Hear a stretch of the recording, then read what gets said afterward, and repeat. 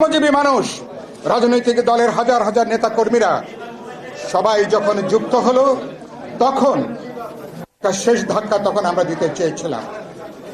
কিন্তু মাত্র 1 বছর এই নেতৃত্ব ইতিমধ্যেই নানাভাবে তারা প্রশ্নবিদ্ধ হয়েছেন, যেটা খুবই দুঃখের, খুবই বেদনার এবং খানিকটা পরিতাপের বিষয়।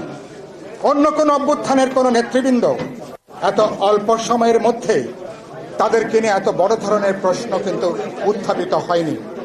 আপনারা নিশ্চয় ব্যাপারে একমত হবেন। আমি বলেছি যে মাত্র 1 বছরের মাথায় আমাদের অভ্যুত্থানের অন্য কোন নেতৃত্ব নিজেদেরকে এতখানি প্রশ্নবিদ্ধ করেননি। বিপুল সম্ভাবনা জাগিয়ে, বিপুল একটা মানুষের ভরসার জায়গা জাগিয়ে 1 বছরে, এবং তারা যেভাবে নিজেদের প্রশ্নবিদ্ধ করেছেন, নানা ধরনের অনিয়মের সাথে যেভাবে তাদের নাম যেভাবে যুক্ত হয়েছে, এটা খুবই লজ্জার, খুবই পরিতাপের এবং খুবই অনুতাপের বিষয়। এবং এই কারণের জন্য আমি বিদ্যমান সরকারকে অনেকখানি দায়ী করি এটা। এবং এই সরকার এবং তারা এই তরুণ যুবকদেরকে তাদেরকে রাজনৈতিকভাবে, মতাদর্শিকভাবে, শিক্ষার দিক থেকে, মননশীলতার দিক থেকে গড়ে তোলবার সুযোগ না দিয়ে যেভাবে তারা তাদের ক্ষমতার জন্য তাদের কাজে লাগাতে চেয়েছেন, সেই কারণের জন্য খুব অল্প সময়ের মধ্যে এই তরুণদের বড় অংশ তারা পথ হারিয়েছেন, বিতর্কিত হয়েছেন। শুধু এরা না, গোটা অভ্যুত্থানের একটা প্রজন্ম কিন্তু আজকে নানাভাবে তারা প্রশ্নবিদ্ধ হয়েছেন, নানাভাবে তারা আজকে সমালোচনার মধ্যে এসছেন।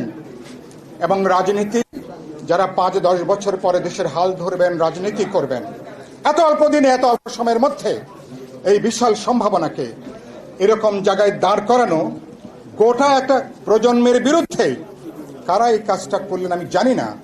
এটা ভবিষ্যতে এর মাসুল আমাদেরকে বহু গুণে আমাদেরকে দিতে হবে।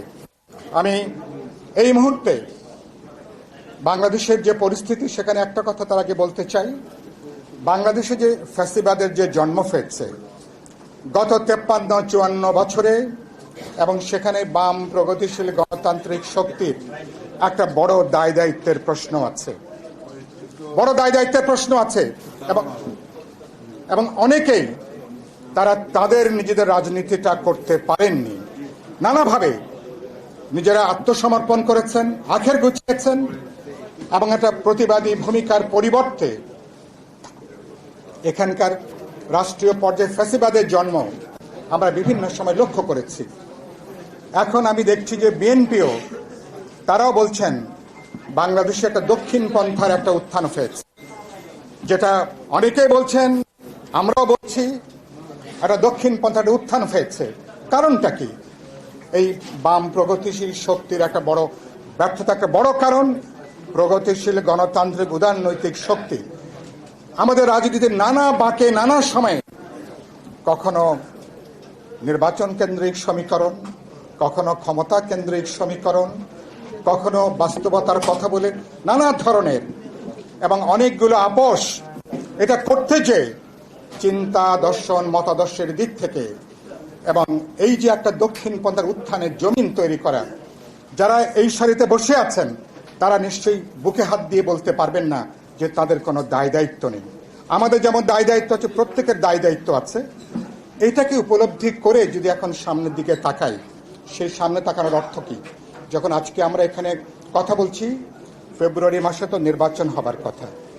নির্বাচন কমিশন সরকারের দিক থেকে তারা ঘোষণা দেবার পরে সরকারের সাথে রাজনৈতিক দলগুলোর মনস্তাত্ত্বিক দূরত্ব খানিকটা কমে আসছে। মানুষ কিছুটা ভরসা পেয়েছে, মানুষ কিছুটা আস্থা পেয়েছে। তারপরে শঙ্কা কেন? তারপরে উদ্বেগ কেন? তারপরে মানুষের মধ্যে সন্দেহ কেন? ফেব্রুয়ারিতে সত্যি সত্যি কি নির্বাচন হবে? কারণ এমন সমস্ত প্রশ্ন এমন জায়গা থেকে উত্থাপন করা হচ্ছে যেগুলোর মীমাংসা করতে আগামী 5 বছর, 10 বছর, 20 বছর লেগে যেতে পারে।